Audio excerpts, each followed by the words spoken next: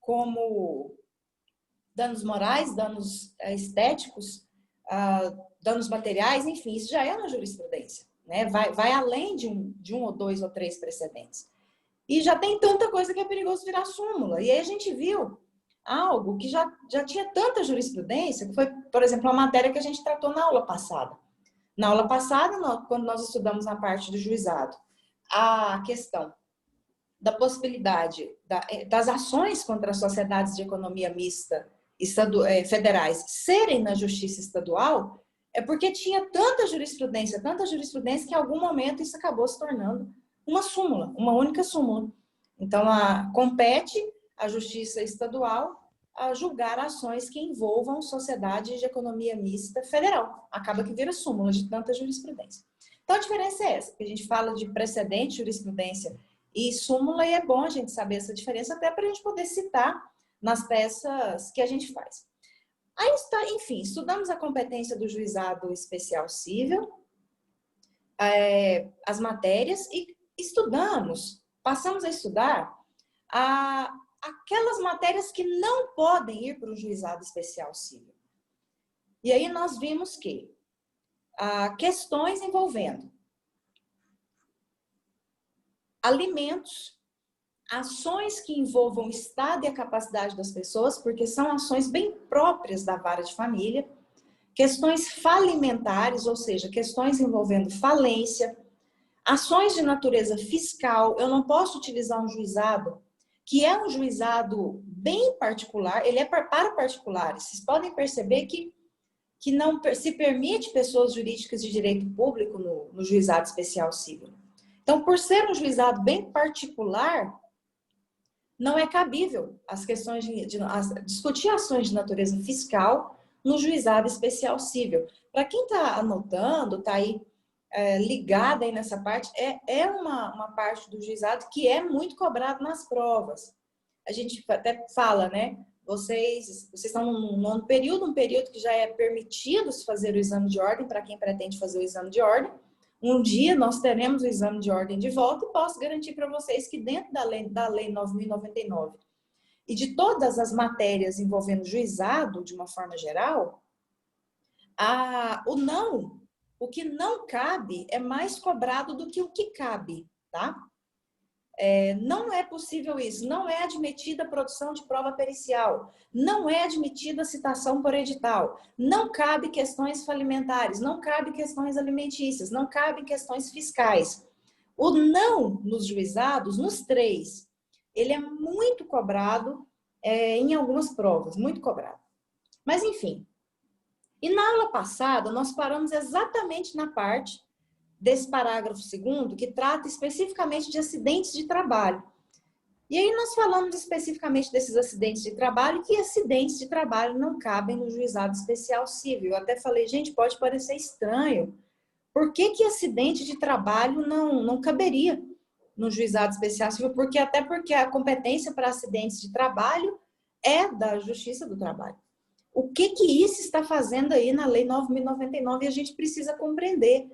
Porque que a Lei 9.099 traz, a gente está abrindo a lei agora, analisando a lei inteira. Por que a Lei 9.099 ela traz o acidente de trabalho como uma impossibilidade óbvia?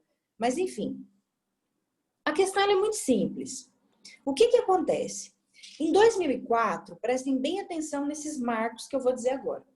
Em 2004, nós tivemos uma reforma constitucional. Nós tivemos uma emenda constitucional número 45, e essa emenda constitucional número 45, ela mudou muita coisa na nossa Constituição Federal. Antes da emenda constitucional, se vocês pegarem a Constituição Federal e forem dar uma folheada nela, vocês vão achar assim, acrescentado pela emenda 45, 2004. Tem muitas partes da Constituição, a gente chamou de praticamente reforma constitucional. E o que aconteceu? Antes de 2004, os acidentes de trabalho, eles eram de competência da Justiça Comum Civil. Eles não eram de competência da Justiça do Trabalho. Apenas com a emenda 45 de 2004 é que as ações de acidente de trabalho passaram a ser de competência da Justiça do Trabalho. Então, essa parte aí no parágrafo 2º, ela está aí porque por muitos anos foi de competência da Justiça Comum Civil julgar ações de indenização por acidente de trabalho. Antigamente, a Justiça do Trabalho tratava mais de questões de rescisão de contratos, reclamações trabalhistas. A responsabilidade civil ficava para a vara civil. E por ser de competência da vara civil, da Justiça Comum Civil, algumas ações de acidente de trabalho, elas foram parar iam parar no juizado. Mas acidente de trabalho não é uma situação complexa. Oi? Gente, vou pedir para desativar os microfones. Porque é mais complicado no celular. Mas olha só. Essas ações de acidente de trabalho em juizado, quando podiam, porque hoje está pacificada, é a Justiça do Trabalho, não tenho o que discutir mais, eu não posso mandar um acidente de trabalho com a vara civil. Mas tinha. Mas um ponto muito interessante, que talvez na história do processo civil, foi um dos maiores casos de conflito de competência que nós tivemos. Se vocês têm dificuldade em conflito de competência, talvez agora vocês vão conseguir enxergar um exemplo muito claro que aconteceu no ano de 2004. Nós sabemos que leis que alterem processo, leis de natureza processual, quando elas entram em vigor, e isso é uma questão que afeta, porque é uma questão de competência, elas têm aplicação imediata. Leis de natureza processual, elas têm aplicação imediata, quando elas entram em vigor. Foi o que aconteceu com o Código de Processo Civil de 2015. Quando o Código de Processo Civil de 2015 entrou em vigor, depois daquela questão, entrou em vigência e entrou em vigor, foi publicado, teve aquele prazo de vacácio, depois entrou em vigência, em vigor. Já estava valendo o Código de Processo Civil de 2015. Muitas pessoas perguntavam assim: professor, o CPC de 2015 é para os novos casos ou vai pegar os casos que estão em andamento? Pessoal, lei processual, ela já atinge, ela tem aplicação imediata. Ela atinge casos que já estão em andamento, na hora. Então, se vocês estavam com a pessoa que estava com uma ação ali, em fase de audiência, de produção de prova, desde 2010, o Código de Processo Civil de 2015 pegou aquele processo no meio dele e continuou com ele. Ele não espera o processo finalizado, não são os novos processos. Tem aplicação, a lei processual tem aplicação imediata. Imediata, para quem está fazendo a anotação. Tá. Mudou a competência do acidente de trabalho, levando para a Justiça do Trabalho. O que aconteceu em 2004? Em 2004, tinha muitas ações, como sempre tem muitas ações envolvendo acidente de trabalho. E quando a emenda foi publicada, transferindo essa competência para a Justiça do Trabalho, o que as varas cíveis fizeram? Mas a primeira reação, vamos desafogar isso aqui. Pegou eram processos físicos, não eram processos virtuais, pegaram todas aquelas ações de acidente de trabalho, foi embolando, enrolando, fazendo os malotes, foi colocando nos carros do judiciário e falou, manda tudo para a Justiça do Trabalho, a competência agora é deles. Aplicação imediata, taca para lá. Vamos esvaziar pelo menos uns 40% aqui desses processos na vara civil. Gente, eu nunca vi tanto carro do fórum indo para a Justiça do Trabalho. Isso foi em Anápolis. Agora imagina algo nacional. Isso foi o Brasil inteiro. Pegando esses processos de acidente de trabalho e mandando para a Justiça do Trabalho, porque tinha alterado a competência e tem aplicação imediata, mandado para a Justiça do Trabalho. Quando chegou na Justiça do Trabalho, o pessoal da Justiça do Trabalho falou, não, vocês vão terminar esses. Os novos nós vamos receber. Nós não temos nem condição. Não estamos nem acostumados a julgar ação de acidente por acidente de trabalho. Não. Você escolher, pelo amor de Deus, devolve isso para lá. O Brasil inteiro ficou um vai e vem. Que, por fim, os coitados dos motoristas do judiciário falaram, não, vou largar esses processos no carro, porque eu não aguento mais subir e descer processo, levar para o Justiça do Trabalho, voltar para a vara civil, levar para o Justiça do Trabalho, volta para a vara civil. Ninguém quer julgar isso aqui. Eu vou deixar no carro até ver o que vai dar. Alguém foi lá e levantou um conflito de competência negativo. Ninguém quer Nem a justiça X, nem a justiça Y. Aqui não é, olha, sou eu. Ou então, olha, sou eu. Não, foi o contrário. Olha, não sou eu. Também não sou eu. Isso a gente chama de conflito de competência negativo. Alguém tem que decidir. Conflito de competência entre justiça comum estadual e justiça especializada num cenário federal, porque a trabalhista ela é ligada ao federal, compete ao STJ decidir esses conflitos de competência. E o conflito de competência é um processo que estava lá no STJ para decidir no Brasil inteiro, aí suspendeu tudo. O ministro relator que recebeu no STJ já dá o despacho ali mandando suspender todas as ações em trâmite no país até decidir a quem compete julgar acidente de trabalho nessa situação. Se continua sendo a Justiça Comum Civil Estadual até o final e os novos iam para a Justiça do Trabalho ou não. Tem aplicação imediata, a Justiça do Trabalho tem que receber esses processos e julgar. O problema é que o conflito de competência ficou no STJ por uns 4 anos. E acidente de trabalho é complicado, porque na maioria das vezes, na grande maioria das vezes, são questões que as famílias dependem dessa indenização de uma forma mais rápida, alguma coisa ser solucionada. Mas, infelizmente, nós tivemos aí, na história do processo, esse conflito negativo de competência que o STJ atrasou muito para decidir. E o STJ acabou decidindo, alguns anos depois, que essa mudança tinha natureza processual porque afetava a competência. E não era mais competência da Justiça Comum Estadual Civil o julgamento dessas ações de indenização por acidente de trabalho, mas sim da Justiça Federal, como ditava já até a própria Constituição Federal de 1988. Os processos alguns estavam até em arquivo provisório, os processos voltaram a tramitar, e os carrinhos voltaram aí lá para a Justiça do Trabalho todas, né, Justiça do Trabalho do Brasil, tiveram que se reorganizar para julgar essas ações de acidente de trabalho. Hoje é pacífico, qualquer ação de indenização que vocês vão ajuizar a competência da justiça, em relação ao acidente de trabalho é a Justiça do Trabalho, mas por muitos anos não era. Era da Justiça Comum Estadual Civil, por isso que na Lei 9.099 a gente tem aí a palavra acidente de trabalho, né? O que se estaria fazendo aí? É porque por muitos anos foi de competência da Justiça Comum Estadual. Mas aí frearam para o JEC. O acidente de trabalho é algo que tem uma alta complexidade probatória. Isso não pode ficar aqui no âmbito do juizado. E aí, na época, ficava com a vara civil. Mas depois, na emenda 45, nós tivemos a mudança para a Justiça do Trabalho. Bom, outra matéria que também não pode ser julgada na Lei 9.099 são as ações envolvendo resíduos. O que são esses resíduos? Não tem nada a ver com resíduo de lixo, alguma coisa nesse sentido, não. Litígio envolvendo lixo, resíduo, não.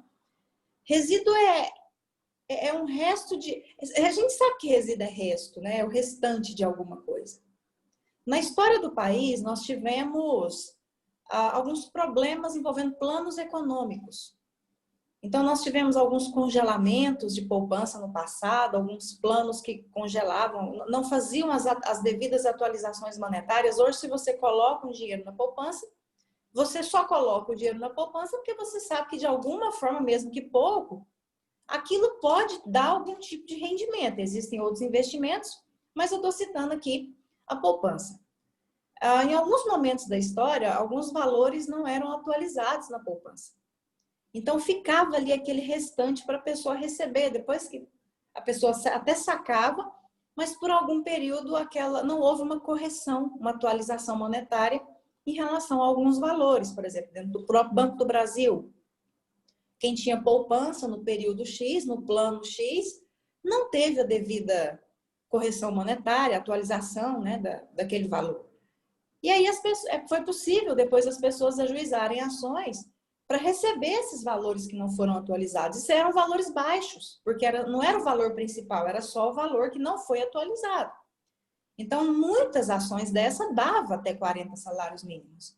Mas a Lei 9.099 veda ações envolvendo resíduos, essas correções monetárias que não foram feitas em algumas contas. Isso tem que ir para a vara civil comum, mesmo que o valor da causa seja até 40 salários mínimos, porque existe essa vedação de matérias que são excluídas, né, como sendo de competência da Lei 9.099. Pessoal, na nossa aula passada, eu mencionei com vocês algo sobre a competência do juizado especial civil ser relativa. O que significa isso? Eu posso optar em mandar a minha ação para o juizado especial civil. Eu posso mandar para o juizado, eu posso mandar para uma vara civil, e é facultativo da minha parte, eu vou escolher se eu quero pegar essa ação e mandar para um JEC, porque eu também posso encaminhar essa ação para uma vara civil. Ok. Isso é o que a gente chama de competência relativa. Isso não acontece com os outros juizados que vamos estudar, os juizados públicos.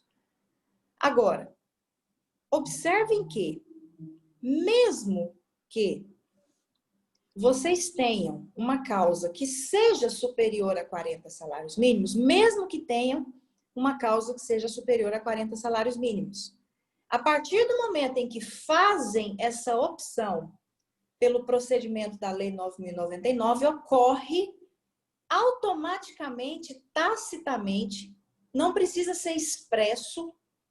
A partir do momento que você escolhe o procedimento do JEC, existe uma renúncia ao excedente do crédito que você teria direito.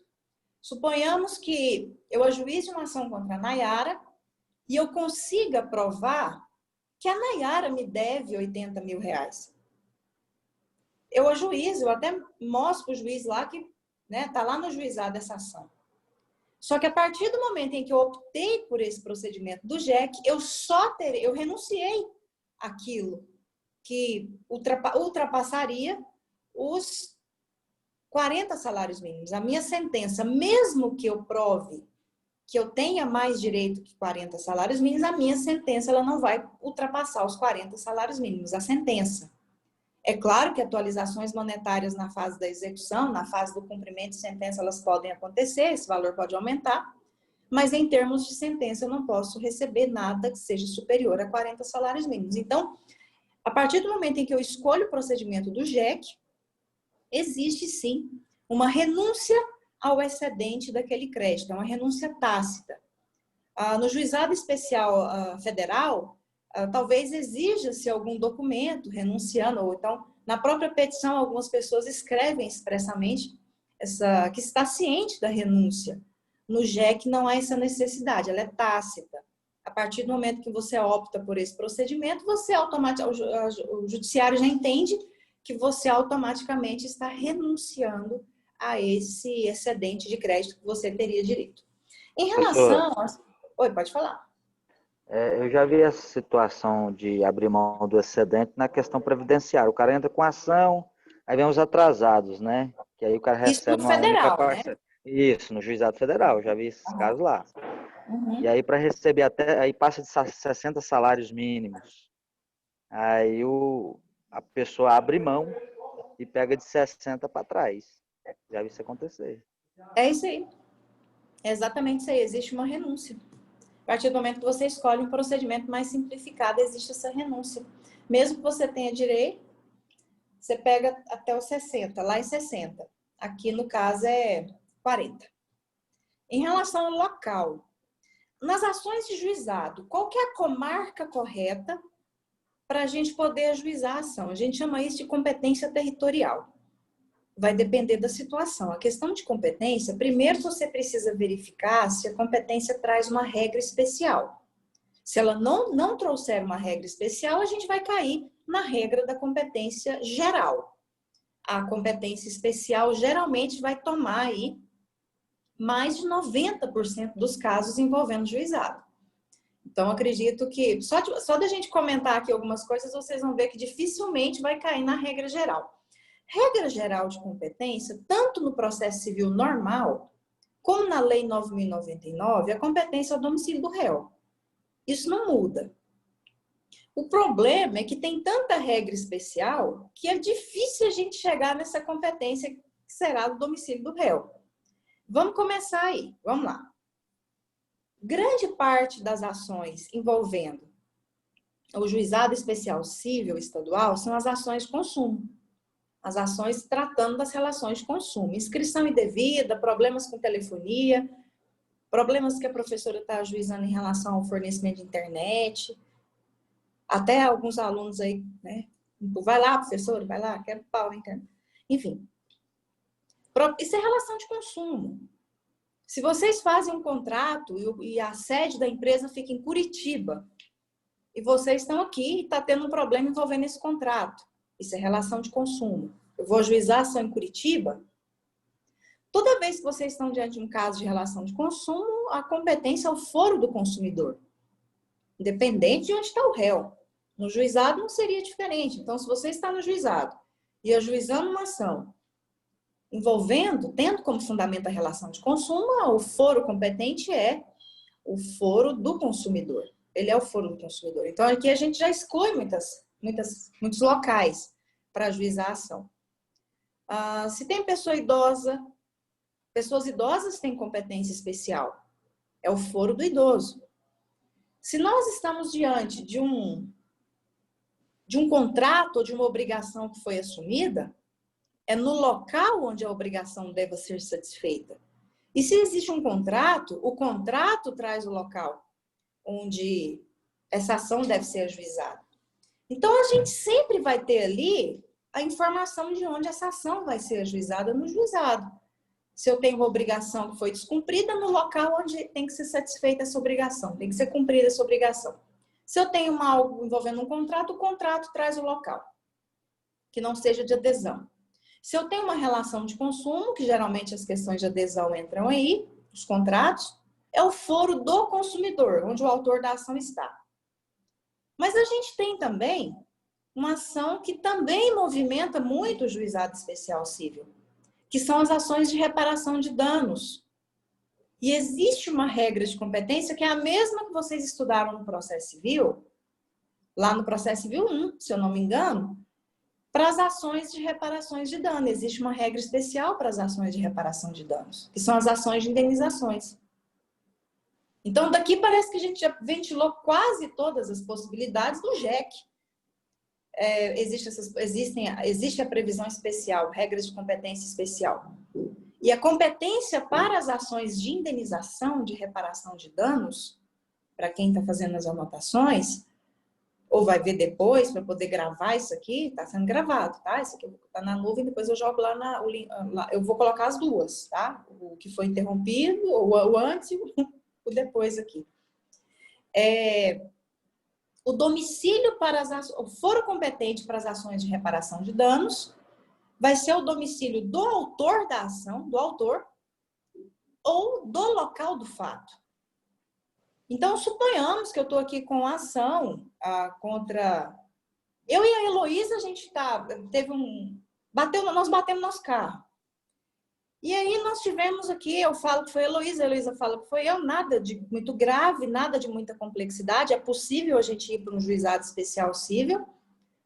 Mas, olha, eu estou em Anápolis, moro em Anápolis, suponhamos que a Heloísa more em Goiânia, e nós batemos o carro em Pirinópolis.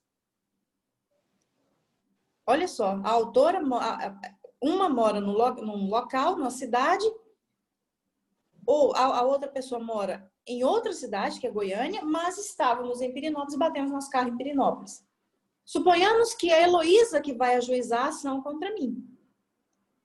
A regra de competência para ação de indenização, ela é o domicílio do autor da ação ou o local do fato, não é o domicílio do réu.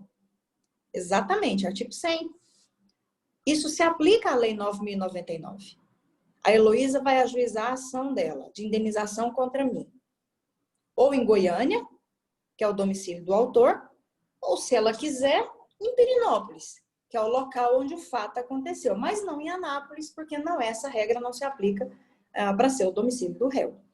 Então, esse é a gente falando essas regras especiais, e foi bem colocado aqui, o artigo 100 nos ajuda muito com essas regras especiais, e o artigo 4º da Lei 9.099 também, a gente já consegue definir essas competências territoriais no juizado especial cível, tá? Vamos falar um pouquinho das partes agora no juizado especial cível. Quem pode ajuizar uma ação no juizado especial cível? Quem não pode ajuizar uma ação no juizado especial cível? Em termos de juizados, não só o especial cível, mas os três: o juizado especial cível, o juizado especial federal, o juizado especial da Fazenda Pública, os três. A legitimidade ativa, ela é muito restrita. Não são muitas pessoas ou qualquer pessoa que pode ajuizar uma ação no JEC.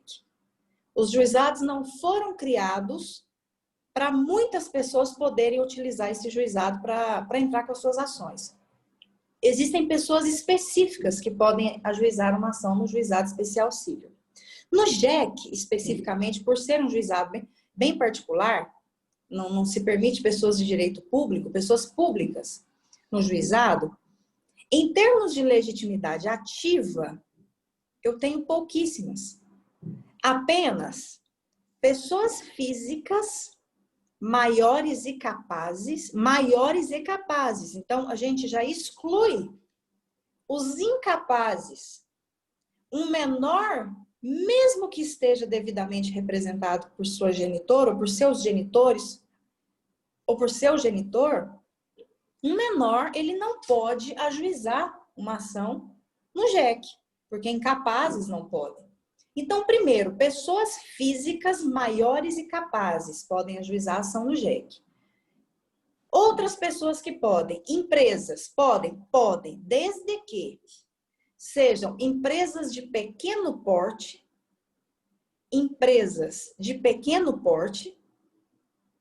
Toda empresa de pequeno porte ou microempresa, ela tem um documento que comprova que ela tem essa qualidade. Ela tem que juntar. Então, vocês, como advogados, têm que juntar que aquela empresa é uma empresa de pequeno porte, por isso que ela está ali no juizado. Empresas podem, desde que sejam empresas de pequeno porte, microempresas, empresas de pequeno porte, microempresas também podem, elas têm um documento de microempresa. Sabem aqueles MEIs, aquelas pessoas físicas que se tornam pessoas jurídicas, o microempreendedor individual? Acontece muito em salões, por exemplo. Salões de beleza, aquelas prestadoras de serviço, elas se tornam MEIs, microempreendedores individuais, e fazem contratos de prestação de serviço com aquele salão. Geralmente não existe o vínculo empregatício com os salões, fazem contrato, e se tornam pessoas jurídicas. Então, o microempreendedor individual, ele também pode ajuizar a ação no juizado especial cível. Algumas ONGs, não todas, só aquelas qualificadas como OCIPs. O-S-C-I-P. OCIP. Vocês estudaram isso em direito administrativo, quando vocês estudaram terceiro setor. Talvez vocês vão lembrar dessa matéria. No terceiro setor, a gente estuda as OCIPs e as OS. Bom, pelo menos tem que ter estudado. OSCIP, Organização Social da Sociedade Civil de Interesse Público. Isso. Uma coisa assim. Organização da Sociedade Civil de Interesse Público. São algumas ONGs, não são todas as ONGs, apenas as ONGs que são qualificadas como OCIPs. Essas OCIPs essa qualificação é feita pelo Ministério da Justiça. Tudo isso tem como comprovar. Se vocês estão advogando para ONGs, vocês têm que apresentar o documento que elas são OCIPs. Se vocês estão querendo processar no juizado representando uma empresa, tem que mostrar que ela é de pequeno porte, ou ela é uma microempresa, ou é um microempreendedor individual. Essas pessoas também podem. E as pessoas físicas maiores e capazes. Só essas pessoas podem ajuizar, têm legitimidade ativa para ajuizar uma ação no juizado. E a legitimidade passiva? No passivo, nós não temos essa limitação. A única limitação que nós temos são essas que são vedadas pela Lei 9.099, e aqui eu vou incluir principalmente as pessoas jurídicas de direito público. Nós temos uma liberdade maior nos réus. Então, quem pode ser réu? Pessoas físicas maiores capazes. O meu exemplo, a Heloísa ajuizou uma ação contra mim. em relação ao nosso acidente de trânsito. 2 pessoas físicas maiores e capazes. Empresa de pequeno porte, microempresa, MEI, grande porte, tanto que a gente ajuiza ação contra concessionárias, contra empresas de telefonia, a gente ajuiza ação contra Banco do Brasil, ajuiza ação contra a Oi, a NET, a Claro, a TIM, a Vivo, enfim, imensas empresas, né? Nem grandes, né? São enormes. Então, não existe uma limitação. No polo passivo, nós temos pessoas físicas maiores e capazes e pessoas jurídicas de direito privado, independente do porte. Independente do seu porte. Empresas, independente do seu porte. Se é grande, se é pequeno, se é médio, só não podemos ajuizar a ação contra empresas públicas, porque elas são pessoas jurídicas de direito privado. Mas não podemos ajuizar uma ação contra uma empresa pública no juizado especial civil. As empresas públicas, a gente ajuiza a ação no juizado especial da Fazenda Pública. Sociedades de economia mista, sim. Estaduais, federais. E aqui eu trago como exemplo a Saneago, que é uma sociedade de economia mista estadual. Trago como exemplo o Banco do Brasil, que é uma sociedade de economia mista federal. Então, as sociedades de economia mista, independente se são federais ou estaduais, podem figurar no polo passivo. Para simplificar o polo passivo da Lei 9.099, pessoas físicas maiores e capazes e pessoas jurídicas de direito privado, independente do seu porte, com exceção das empresas públicas. Empresas públicas são processadas no juizado especial da Fazenda Pública. Da Fazenda Pública. Até falamos da questão da Caixa Econômica Federal na aula passada, tá? Bom, em relação à assistência do advogado, não sei para quem está com o material, vocês estão vendo que a gente está acompanhando aí o que está no material, seguindo a ordem desse material, tá? Em relação à assistência do advogado, a Lei 9.099 traz uma observação interessante, que é a seguinte: nas causas até 20 salários mínimos, dispensa-se, nas causas até 20 salários mínimos, dispensa-se a figura do advogado. Então, vamos lá, vamos pegar exemplo que o Caio, ele pretende ajuizar uma ação lá no Juizado Especial Civil, ele é aluno do 9º período de Direito, ele mesmo. Ou então, vamos supor que a INAE ajuizou uma ação contra o Caio, lá no Juizado Especial Civil. O Caio olha, vê o valor da ação, peraí, a INAE está pedindo 8 mil. Eu mesmo vou fazer minha audiência de conciliação. Nós estamos fazendo audiência virtual, chega aí, ele toma conhecimento, ele recebe o link dessa audiência para ele poder entrar, ele mesmo entra, ele pode fazer, e até chegar numa sentença. Até 20 salários mínimos dispensa-se a figura do advogado. A Lei 9.099 dispensa. Só nessa primeira fase, para recursos, pode ser 1 salário mínimo que haverá obrigatoriedade do advogado. Então, essa dispensa da assistência do advogado para causas até 20 salários mínimos, porque o juizado é 40. Até 20 tem essa dispensa, é só na primeira fase até a sentença. Se houver a necessidade de recorrer, aí precisa de um advogado, mesmo que a causa tenha 1 salário mínimo. Hoje em dia, na prática, dificilmente é difícil acontecer um caso de uma pessoa que está com um problema assim e essa pessoa ir lá no juizado fazer essa ação, porque talvez responder à ação, sim. Você pode vir sem advogado porque é a causa, mas a gente recomenda. Às vezes a pessoa tem um conhecimento, ela até vai.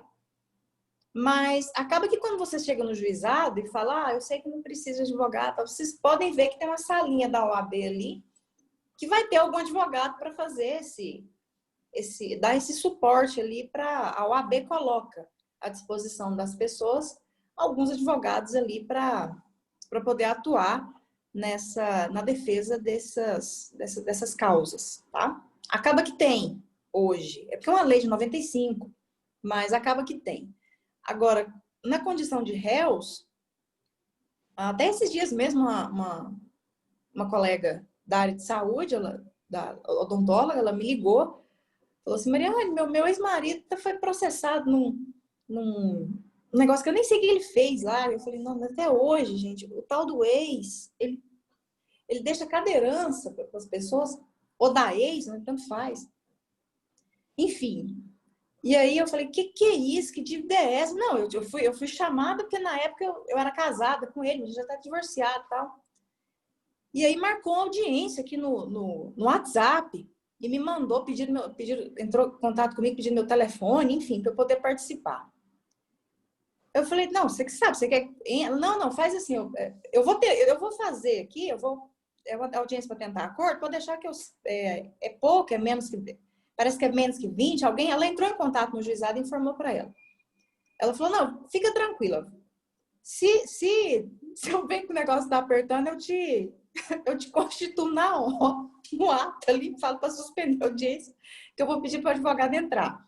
Mas vou tentar resolver aqui, explicar que eu estou divorciada, enfim, ela tinha um certo conhecimento do que estava acontecendo, e ela podia, porque abaixo de 20 salários mínimos e não há necessidade realmente da presença do advogado. Eu falei, tá bom, qualquer coisa você me avisa aqui, que a gente entra na audiência ali e pede para juntar a procuração no prazo de 5 dias, em razão, né, da urgência.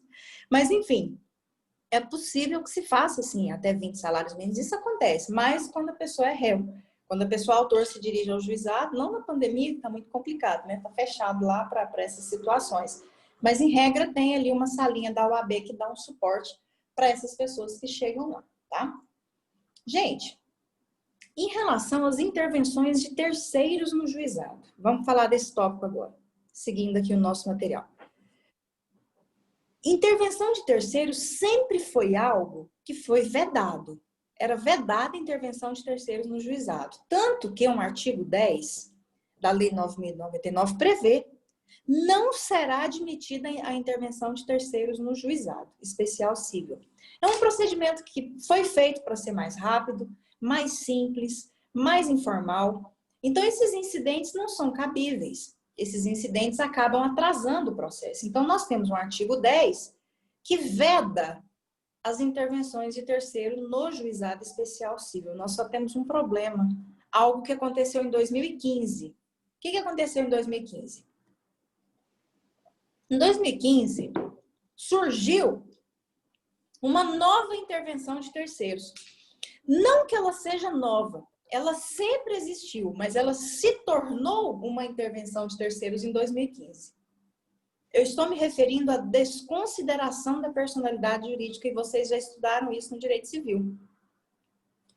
Aquela desconsideração da personalidade jurídica, se eu não me engano, prevista no artigo 50 do Código Civil, no artigo 28 do Código de Defesa do Consumidor. O que é isso? Quando você ajuiza uma ação contra uma empresa e consegue comprovar situações de fraude, abuso de poder, caixa 2, desvios para a conta dos sócios, e nessas específicas situações, a desconsideração da personalidade jurídica ela tem que ser autorizada pelo juiz. Você ajuiza uma ação contra uma empresa que te deve um determinado valor por uma prestação de serviço que você fez, só que essa empresa alega que não tem, que está baixando suas atividades, que não tem dinheiro em caixa, aquilo que a gente já sabe que acontece. E você consegue documentos que comprovam que aconteceu abuso de poder, fraude, desvio de finalidade, desvio de dinheiro, caixa 2, enfim. É aquela história, a empresa quebrou, o dono não. E aí você pede para o juiz, alega, solicita a desconsideração da personalidade jurídica, o juiz vai lá e decide: autorizo a desconsideração da personalidade jurídica para atingir os bens daquele sócio que tem esse CPF aqui. Isso sempre existiu. Sempre na história existiu do direito. A questão é que de 2015, com o Código de 2015, isso passou a se chamar intervenção de terceiros. Não chamava intervenção de terceiros. Aí a gente teve que rever essa situação, porque a Lei 9.099 veda. No juizado tem muitos casos de intervenção de terceiro. Então vai parar de fazer. Tem muitos casos de desconsideração de personalidade jurídica. Então vai parar de fazer desconsideração de personalidade jurídica porque se tornou uma intervenção de terceiros. Não tem sentido isso. Aí o Código de Processo Civil teve que dar a solução. Pegou o artigo 1062. Se alguém tiver com o CPC aí, aberto em algum lugar, vai lá no artigo 1062. Abre o 1062 e lê o que tem lá naquele 1062. Se alguém puder ler.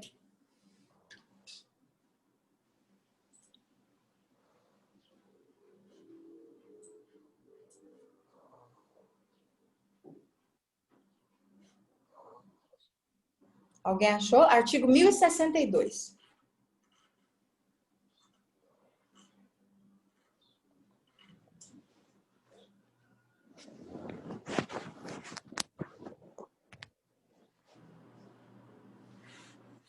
Artigo 1062. Alguém pode ler? Pode abrir aí o microfone e ler?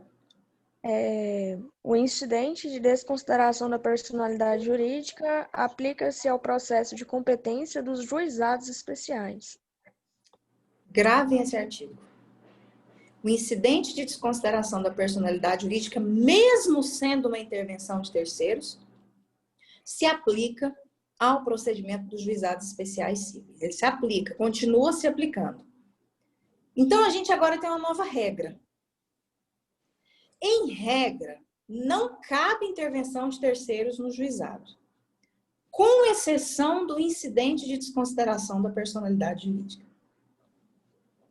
Ficou dessa forma agora. Regra geral, não cabe. O artigo 10 ele prevalece. Não cabe. Não cabe assistência, não cabe denunciação da lide, não cabe chamamento ao processo, não cabe o amigo da corte, não cabem as intervenções de terceiros, com exceção do incidente de desconsideração da personalidade jurídica, porque essa é uma espécie de intervenção de terceiros. E o artigo 1062 autoriza essa única espécie de intervenção de terceiros no JEC. Essa é possível. Não cabe intervenção, com exceção da desconsideração da personalidade jurídica, tá? Essa é a nova regra em relação às intervenções de terceiros nos juizados especiais cíveis. Pessoal, em relação ao procedimento, também não temos a intervenção do Ministério Público nas causas do Ministério do Juizado Especial Civil. Também em relação, só para a gente fechar aquela questão das partes, em relação às partes, existem algumas pessoas que não podem ser partes no Juizado Especial Civil. Só para a gente fechar aquela questão das partes, tem pessoas que não podem ser partes. A gente entendeu quem pode. Quem tem legitimidade ativa, pessoas físicas maiores e capazes, microempresa, empresa de pequeno porte, o microempreendedor individual, as ONGs qualificadas como as CIPs, essas podem ser partes ativas no JEC. Legitimidade passiva, pessoas físicas maiores e capazes, pessoas jurídicas de direito privado, independente do seu porte, com exceção das microempresas, das empresas públicas, com exceção das empresas públicas. No mais, qualquer pessoa jurídica de direito privado pode ser parte no JEC, passiva, inclusive as sociedades de economia mista federal e estadual. Mas o artigo 8º, ele traz algumas pessoas que não podem ser partes no Juizado Especial Civil. E aqui nós temos quem? Primeiro, o incapaz. Incapazes não podem ser partes. Uma pessoa que está presa, ela também não pode ser parte. Pessoas jurídicas de direito público, município, estado, Distrito Federal, suas autarquias, fundações públicas, empresas públicas, mesmo sendo privadas, fazem parte do rol das impossibilidades. As empresas públicas da União, massa falida, porque está ligada à falência, a gente já estudou isso.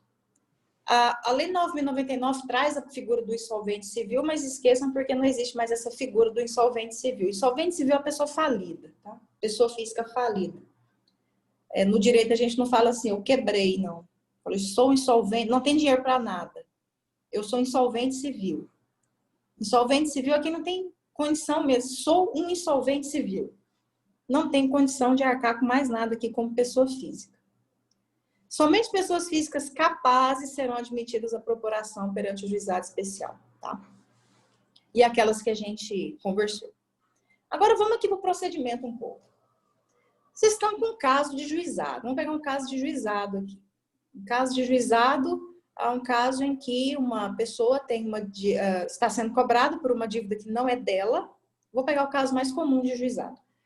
Está sendo cobrada por uma dívida que não é dela.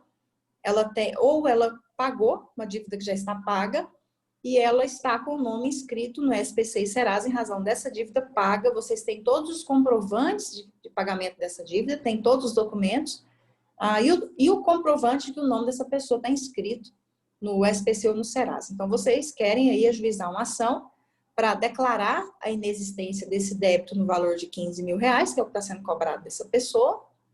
Vocês querem pedir uma indenização de 20 mil, por exemplo, ou 25 mil reais, para tentar fechar aí mais ou menos o valor, e vão pedir uma obrigação de fazer, que é tirar o nome dessa pessoa de forma definitiva, mas podem pedir uma tutela de urgência, uma liminar, para já tirar inicialmente o nome dessa pessoa, mesmo antes da audiência de conciliação, que vai ser designada. Então, vocês vão montar essa petição inicial. Vocês já definiram o procedimento, vocês já têm toda a documentação, já sabem que é uma causa de juizado especial civil e que optaram por mandar essa causa para o juizado especial civil. Então, vocês vão fazer a montagem da petição inicial. A petição inicial do juizado, a gente pensa assim, nossa, o juizado é um negócio tão informal, vou fazer uma petição de qualquer jeito, de forma alguma. As petições iniciais, independente do procedimento que vocês estiverem atuando, vocês têm que fazer a melhor petição inicial possível.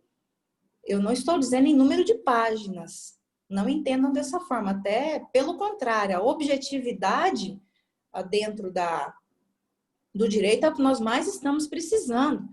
Escrevam exatamente, detalhadamente os fatos da forma como ocorreram, apresentem uma fundamentação jurídica que realmente vai ser útil e não fiquem fazendo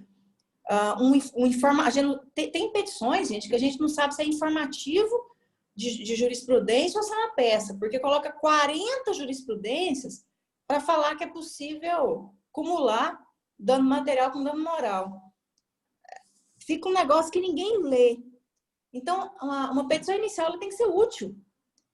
E muito cuidado com os pedidos, porque a sentença, o juiz vai se ater àquilo que está sendo pedido na petição inicial. Ele não pode julgar nem outra, né, nem conceder a mais aquilo que vocês estão pedindo, nem julgar extra, fora daquilo que está sendo pedido, e nem citra, ou seja, ser omisso naquilo que está sendo pedido. Ele tem que apreciar todos os pedidos. E o que ele pode fazer, no máximo, é ser infrapetita. A sentença infrapetita é diferente da citra-petita. A sentença citra-petita é aquela sentença que tem vício, ela é omissa. Você pede dano material e moral, o juiz nem menciona o dano moral, ele nem fala sobre isso, para dizer que você não tem direito. Ele não fala sobre isso. Ela é citra. A infra não. A infra você ganha menos do que você pediu. Ela não tem vícios, ela pode gerar inconformismo. E aí você recorre. Mas vício ela não tem. Você alega que teve um dano material de 25 mil, ok? Pede um dano moral de 15 e o juiz te dá um dano moral de 1.000. Porque ele entende que aquilo ali gerou um dano moral de 1.000. Você não conforma e quer, né? Ele decidiu menos do que você quis, mas ele decidiu alguma coisa. Então, no máximo, você vai ter um recurso aí para fazer. Então, a petição inicial, ela já é endereçada ao juizado especial civil. Eu gosto de fazer no 9º período, nas últimas aulas, independente da forma que for, ser presencialmente ou aqui, tem como fazer por aqui também. Aí a gente vai ver melhor essa plataforma, o que está acontecendo na segunda de manhã. Uma oficina prática de petição inicial, eu acho que é fundamental. E eu já tenho esse curso montado, eu gosto de fazer nas últimas aulas lá, depois que já terminou o conteúdo, a gente faz uma oficina prática de petição inicial. Até o que a gente escreve ao juízo do juizado especial civil da comarca D, qual que é o verbo mais adequado para aquelas ações? como que eu cito jurisprudência? Como que eu cito enunciados? Como que eu cito uma doutrina? Como que eu coloco as referências? Todos os detalhes de elaboração de uma petição inicial. A gente pode fazer no final desse semestre uma oficina prática de petição inicial, que eu acho que é muito útil para os alunos que estão já concluindo aí, né, e tirar alguns vícios aí de algumas questões e saber fazer realmente uma petição inicial, apresentar. E é mais também uma aula de como não fazer uma petição inicial, porque a gente vê muitos casos de como não fazer. Eu apresento para vocês petições iniciais que já foram indeferidas de plano, não teve nem como emendar a petição inicial, e vocês podem imaginar o que virou aquilo ali. Então, é uma oficina bem interessante que a gente pode fazer no final desse semestre. Mas começa-se com uma petição inicial. Um ponto importante, é claro que vocês vão fazer os pedidos, dentro dos pedidos vocês vão requerer a procedência do pedido para, não é procedência de ação, a gente não pede procedência de ação, a gente pede procedência de pedido para alguma coisa, condenar o réu a pagar não sei o que de danos materiais, ou condenar a determinar a rescisão do contrato com o requerido, enfim. Cada caso vai ter um pedido específico, que a gente chama de pedido mediato. Mas geralmente pede-se a citação do réu, mesmo não sendo mais obrigatório com o CPC de 2015, não é para apresentar defesa no prazo de 15 dias. Tem que tomar cuidado, porque eu vejo muitos erros quando a gente passa algumas petições iniciais. No JEC, a gente não pede a citação do réu, ou da requerida, ou do requerido, para apresentar defesa no prazo de 15 dias. A gente pede a citação do réu para comparecer em audiência de conciliação a ser designada por este juízo. Então, primeiro tem-se uma audiência de conciliação, depois é que vai ter, tendo ou não tendo acordo, os 15 dias para o réu poder apresentar a sua defesa. Então, eu tenho aqui uma petição inicial, documentos que são inseridos. Se vocês pediram uma liminar ou uma tutela de urgência, o juiz ele já vai analisar essa liminar antes mesmo da audiência de conciliação acontecer. Vocês vão para a audiência de conciliação. Se teve acordo, excelente, ótimo. O processo vai se encerrar ali. Se não teve acordo, abre-se prazo de 15 dias para o réu apresentar a sua defesa. Se for o caso, também depois abre-se prazo de 15 dias para o autor impugnar essa contestação que foi apresentada pelo réu. E aí o juiz verifica se há necessidade ou não. Na verdade, não é o juiz. No dia da audiência de conciliação, vocês estão lá naquela audiência. O próprio conciliador ou a conciliadora, eles viram para vocês, advogados, e perguntam assim: doutora, esse caso de vocês, ele precisa de prova oral? A prova oral é ouvir as partes, ouvir testemunhas de autor, testemunhas de réu, é perguntado para vocês, advogados, vocês vão dizer. Suponhamos que os dois advogados digam não. Esse exemplo que eu dei agora, qual que é a necessidade de se ouvir a testemunha? Já está a matéria de direito, não tem necessidade. Já está comprovado que a dívida foi paga, tem o comprovante que o nome da pessoa está inscrito. Vai chamar testemunha para quê? Para falar que realmente está inscrito? Não, tem casos que não tem necessidade. Nessas hipóteses, não tendo acordo, apresentada a defesa, e se for o caso, a impugnação, a contestação, o processo está pronto para sentença. Agora, se é um caso de acidente de trânsito, eu e a Heloísa batemos nosso carro lá em Pirinópolis, não tem perícia, tem testemunha. Quem viu foi o Caio, o Felipe, que viu quem que estava, quem que não estava correto ali. A gente vai para uma audiência para tentar conciliação. Eu falo, a culpa é dela. Ela que tem que me pagar. E ela fala, não, a culpa é dela, da Mariane. A Mariane que entrou lá e não viu, lá, e saiu. Quando eu vi, ela tinha batido meu carro. Não entramos no acordo. Ela me processou. 15 dias eu apresento contestação. Na hora da audiência, não teve acordo. O conciliador pergunta, vocês vão precisar de prova oral? Sim. Eu tenho minhas testemunhas, a Heloísa tem as dela. Sim. Eu quero que a autora seja ouvida. A Heloísa fala, eu quero que a ré também seja ouvida, que sou eu. E nós temos testemunha, sim. Aí, nesse caso, vai depender muito do juiz. Não tem como nem eu dizer como vai ser, porque vai depender do juiz. Ou ele abre o prazo de defesa de 15 dias, ou ele vira e fala assim, não, então, você tem até o dia da audiência, instrução e julgamento para apresentar a contestação. Então, isso não está escrito em lugar nenhum. Quando eu falei para vocês que a Lei 9.099 ela é muito aberta, ela deixa isso muito aberto para cada juizado. O importante é que naquela audiência, essa contestação tem que estar lá apresentada. Então, alguns juízes dão 15 dias, outros falam não. Até no dia da audiência você pode apresentar. O importante é você seguir aquilo que está sendo determinado. Chega no dia da audiência, não teve acordo. Primeiro houve a autora, que é a Heloísa, depois houve a ré, sou eu, depois as testemunhas da Heloísa, depois as minhas testemunhas, e aí o juiz verifica se ele vai proferir a sentença naquela audiência ou se ele vai pegar o processo para proferir a sentença e depois publicar essa sentença. Vai ficar a critério do juiz. Mas o procedimento, em regra, ele funciona dessa forma, tá? Dentro do juizado especial civil. Para quem está fazendo as anotações, não cabe reconvenção. Não cabe reconvenção no juizado especial civil. Não cabe a reconvenção no procedimento do juizado especial civil. Não cabe.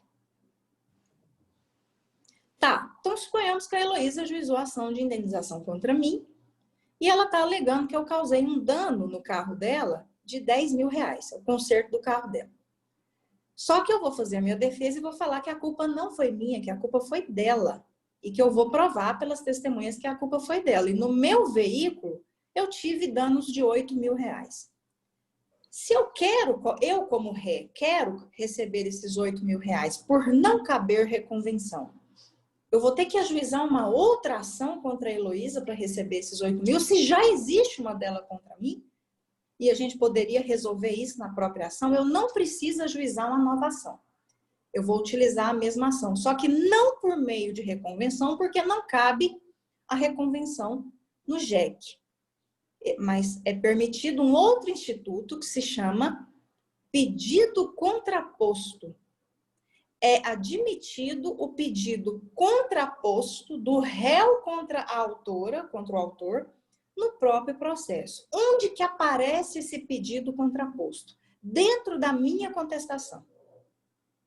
Então, é lícito ao réu, em sua contestação, apresentar pedido contraposto contra o autor. Gente, agora, aqui entre nós, na prática, é a mesma coisa que reconvenção. Só muda o nome. Porque a reconvenção também seria dentro da contestação. Não é igual antes, que tinha que recolher até custas. Muda o nome. Então, na minha contestação, eu vou abrir um tópico e vou escrever do pedido contraposto. Pedido contraposto. Ela pede 10 mil contra mim. Eu falo que ela que me deve 8. Porque a culpa foi dela. Eu faço a minha defesa e abro um tópico assim, do pedido contraposto. E aí sim, dentro desse pedido contraposto, eu vou requerer para o juiz que a autora me pague os 8 mil. Não sou eu que tenho que pagar os 10 mil para ela. Aí vai depender das provas, das testemunhas, para o juiz ver. Se o juiz falar, não, peraí, as duas estão culpadas. Pode ser que ele entenda, não, a culpada foi a Mariane. Então, ela não tem direito ao pedido contraposto, a Heloísa tem que pagar nada para ela tem que pagar os 10 mil para ela, fora o dano moral. Ou o juiz pode entender o contrário. Não, a autora não está certa, não. Eu vi aqui que o problema foi a autora, que a ré que tem que receber. Aí ele vai condenar a Heloísa a me pagar os 8 mil, meu pedido contraposto deu certo. E se eu quiser pedir algum dano moral, eu peço. Agora, ele pode achar que as duas estão erradas. E falar assim, não, cada uma arca com seus prejuízos. Ou então, não, as duas estão erradas, você causou um dano um pouco maior no dela, então você paga só essa diferença aqui. Isso pode fazer uma culpa concorrente. Vai depender muito do que a gente conseguir provar ali dentro daquele processo para se chegar numa sentença. Então, não cabe reconvenção, cabe o pedido contraposto, e é possível isso dentro do procedimento do juizado especial civil, tá? Mas, assim, não cabe reconvenção. Não cabe citação por edital. A lei não traz nenhuma vedação para a carta precatória, então muitos juizados fazem a carta precatória, mas a modalidade de de citação e de intimação mais comuns do juizado realmente é o correio, né? As cartas com AR, com aviso de recebimento. Então, geralmente, os réus, mesmo morando em outra cidade, recebem a carta com aviso de recebimento. Até se chegar numa sentença, para a gente poder finalizar e passar para a análise do caso, e deixar só para a gente fechar na próxima aula os recursos, o sistema recursal, que é muito simples no procedimento dos juizados, e a gente já entra na próxima aula em juizado especial federal. Vou fazer uns testes aqui, vou conversar com alguns alunos durante a semana, a gente faz um teste, talvez pela manhã mesmo, por ver qual que é o problema, porque à noite as aulas fluem normalmente na plataforma que a gente estava, do jeito que a gente estava fazendo. O Caio conversou comigo, Caio, eu vou entrar em contato com você para a gente fazer uns testes, tá? Ver o que pode estar acontecendo, se for o caso a gente migra para o Google Meet, não tem problema não. Para a gente poder compartilhar a telas, fica melhor, tá bom? Então, essa semana eu converso com o Caio, com a Nayara, com o representante, a gente faz uns testes aí em salas para a gente ver a melhor forma, ver o que pode estar acontecendo, tá? Qualquer coisa a gente faz um Zoom, Caio, você vai compartilhando tela aqui e ver o que a gente pode fazer para melhorar esse problema que acontece aqui na segunda de manhã, tá? Bom, a sentença do juizado, ela tem uma característica diferente das sentenças do procedimento normal civil.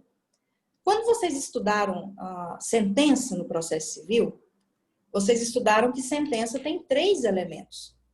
A sentença, ela tem o elemento relatório, a sentença tem o segundo elemento, fundamentação, e tem o terceiro elemento, que é a parte dispositiva, que é a parte da decisão, a parte final. O relatório é uma narrativa dos acontecimentos em ordem cronológica do processo, desde a petição inicial, tudo que aconteceu. A fundamentação é a motivação, é a fundamentação de fato e de direito que vai levar o juiz ou a juíza a decidir daquela forma. E a parte dispositiva é a parte final. Diante do exposto, julgo procedente ou improcedente ou parcialmente procedente os pedidos do autor, enfim. Aquela é a parte dispositiva. No juizado, a Lei 9.099 dispensa um desses 3 elementos, e é o relatório. Então, no procedimento do JEC, a Lei 9.099 dispensa o elemento relatório da sentença.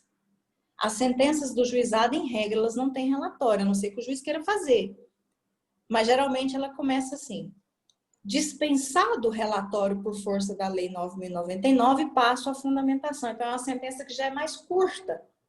Ela já começa com a fundamentação. Então, é uma das características da sentença do juizado, essa dispensa do elemento relatório. E aí, sim, uma vez proferida a sentença, aquele final ele é muito parecido, condena requerido ao pagamento de indenização ou ao pagamento do valor X a ser corrigido monetariamente desde a data do ajuizamento da ação, né, de acordo com os índices oficiais. O requerido tem o prazo de 15 dias para fazer o pagamento, sob pena de incidência de multa de 10 dias. Traz todas aquelas regras, mas é claro que pode recorrer, né? Tem os recursos agora. Então, no prazo de 10 dias, é possível que, no prazo de 10 dias, é possível que as partes, ou a parte que perdeu, a parte sucumbente, interponha um recurso no juizado, para a gente poder fechar, porque vai ser a parte final da nossa próxima aula. Os recursos das sentenças do juizado não se chamam apelação e também não tem a mesma sistemática que vocês aprenderam de ir para um tribunal de justiça. O recurso nos juizados se chamam, no JEC especificamente, se chama recurso inominado e ele é direcionado para um órgão colegiado diferenciado que se chama turma recursal, composta por 3 juízes de primeiro grau, que vão julgar esse recurso. Esse recurso vai ser distribuído. Vocês interpõem perante o juiz que proferiu a sentença, mas as razões são encaminhadas para uma turma recursal, que é o que nós trataremos na próxima aula, até para a gente poder fechar o nosso estudo sobre o Juizado Especial Civil da Lei 9.099 e já começarmos o estudo sobre o Juizado Especial Federal. Mas conhecendo a sistemática da Lei 9.099, vocês vão ver que vai ficar bem mais simples compreender a sistemática dos juizados públicos, tanto o Juizado Especial Federal como o Juizado Especial da Fazenda Pública. Muito rápido, são leis mais curtas e são procedimentos idênticos os públicos. Esse é o que é o mais diferente de todos, tá? Gente, já são 10h20. Eu queria só... Vocês estão com os casos aí?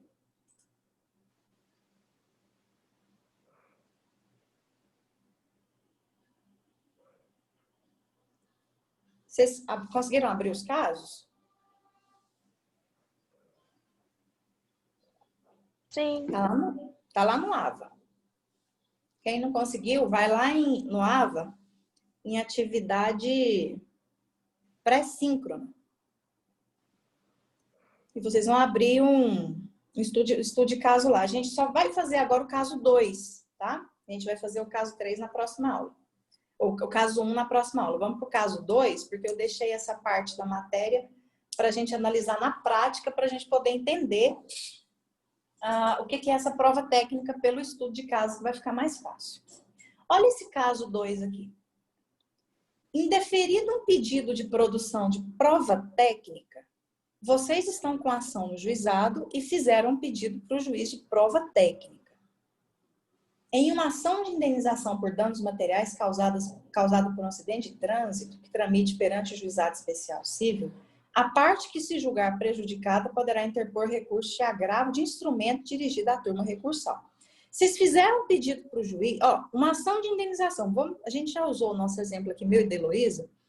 Suponhamos que está essa ação nossa lá no juizado. E a Heloísa faça para o juiz uma apresentação de prova técnica. Eu vou explicar o que é essa prova técnica agora. E o juiz indeferiu, falou não, que não cabe, não vou aceitar a prova técnica aqui nesse caso. E ela quer interpor um agravo de instrumento. Ela não concorda. E como não é uma sentença, é uma decisão, ela quer fazer um agravo, fazer um recurso para a turma recursal, um agravo de instrumento que ela acha que é importante, essa prova técnica. Eu falei para vocês que não cabe prova pericial no juizado.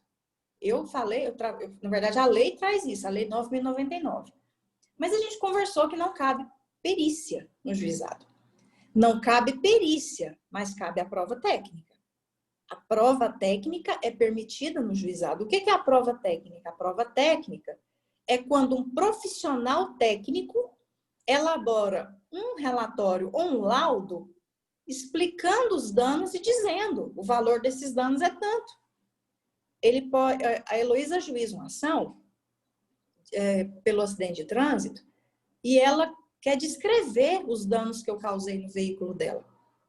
E são termos que eu não conheço, que nem ela conhece, mas alguém da área mecânica sabe exatamente os termos e ela quer descrever quais foram esses defeitos que foram causados, até para justificar por que se chegou nesse valor. Então, a prova técnica, ela entra como uma prova documental. É um laudo técnico que é colocado...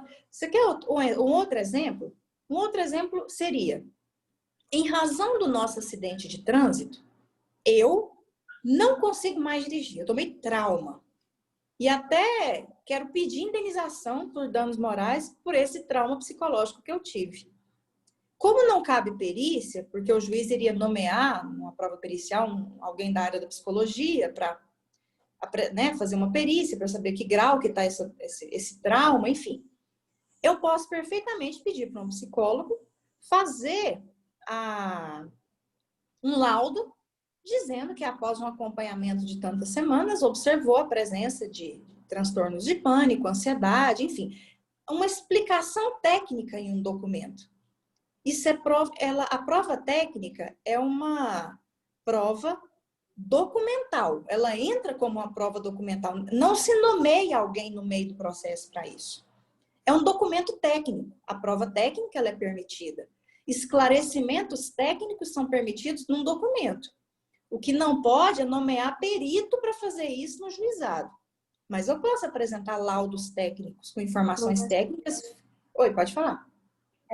No caso, por exemplo, de uma um amassado de carro, assim, de acidente de trânsito mesmo e tal, assim, no juizado, eu já vi muito, assim, eles pedem para juntar pelo menos 3 orçamentos 3 diferentes. orçamentos. Isso é prova técnica. Exatamente.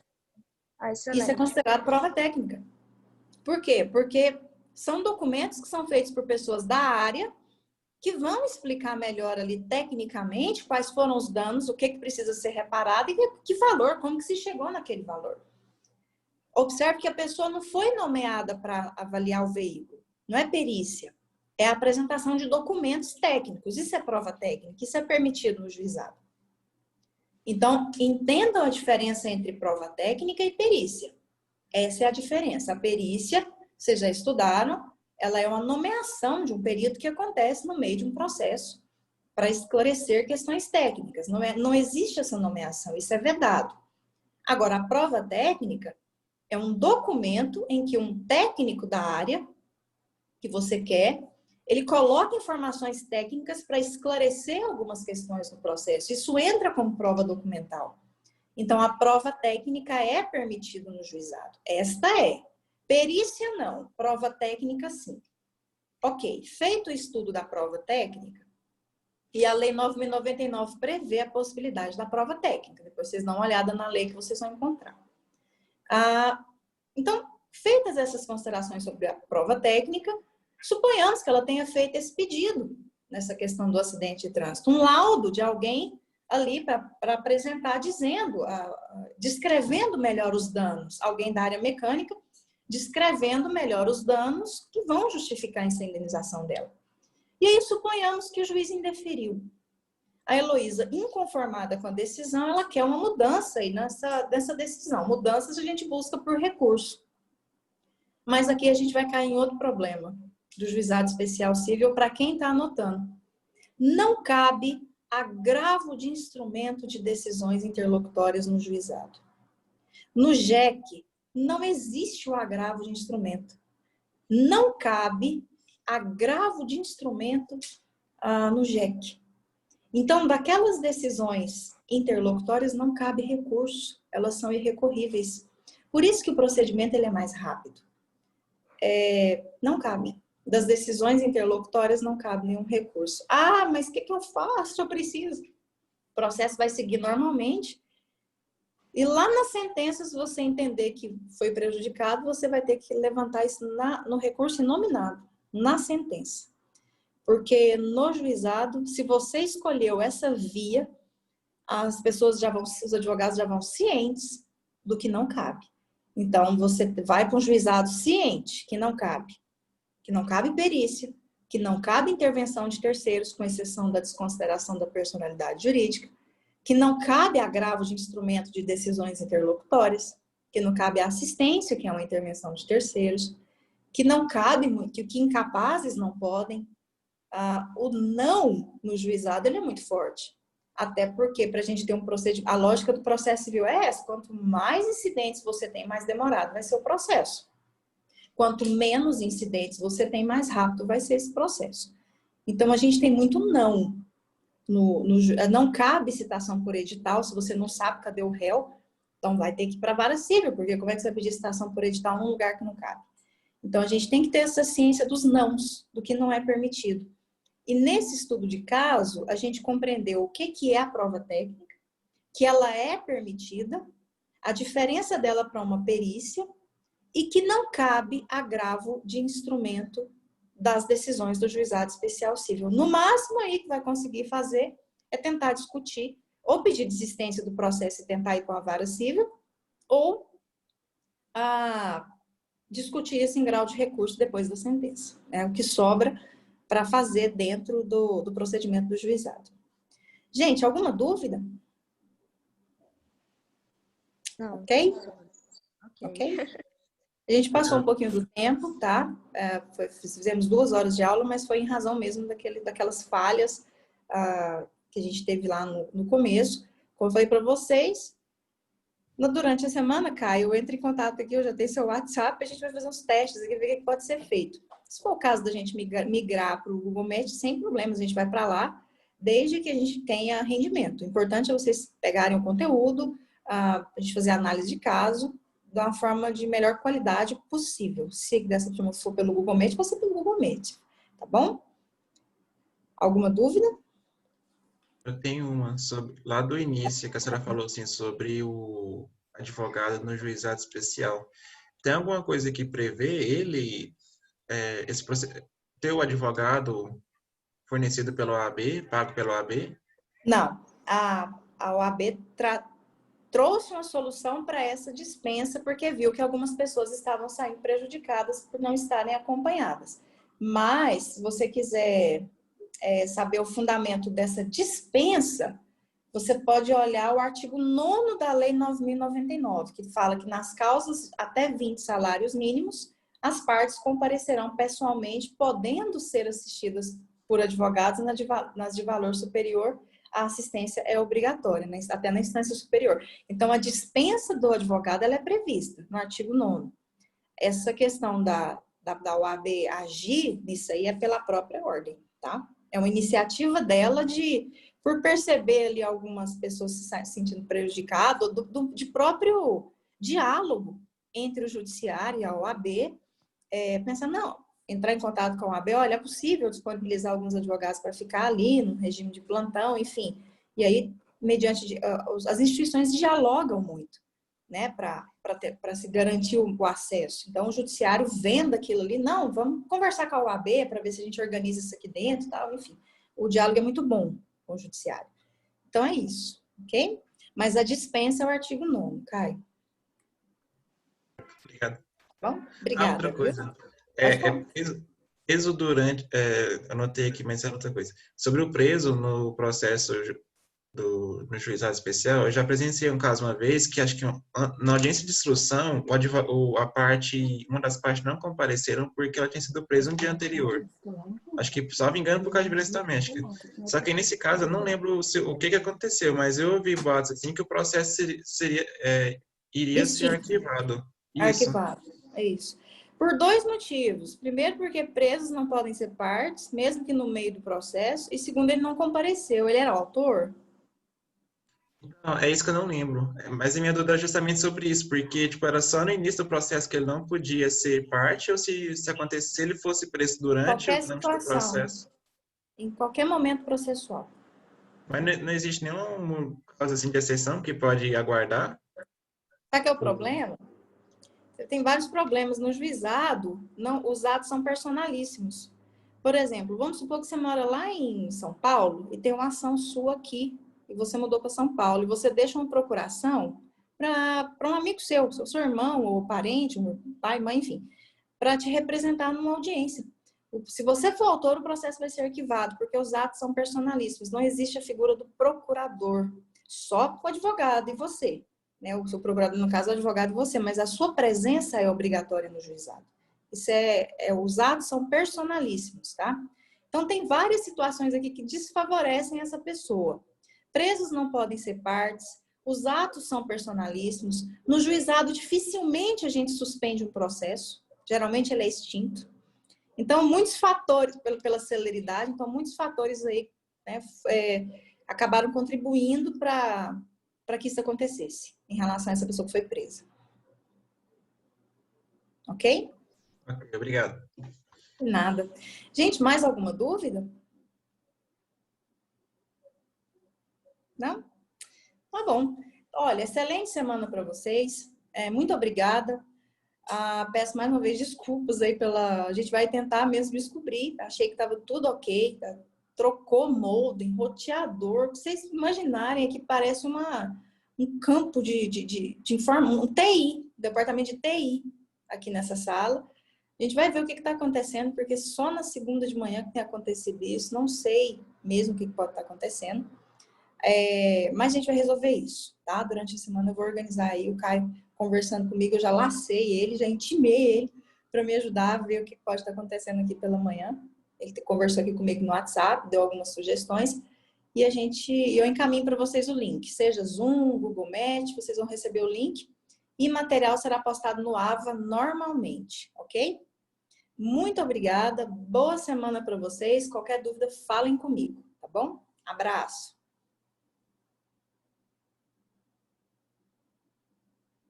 Até mais, então, bom dia. Bom dia, gente. Boa semana.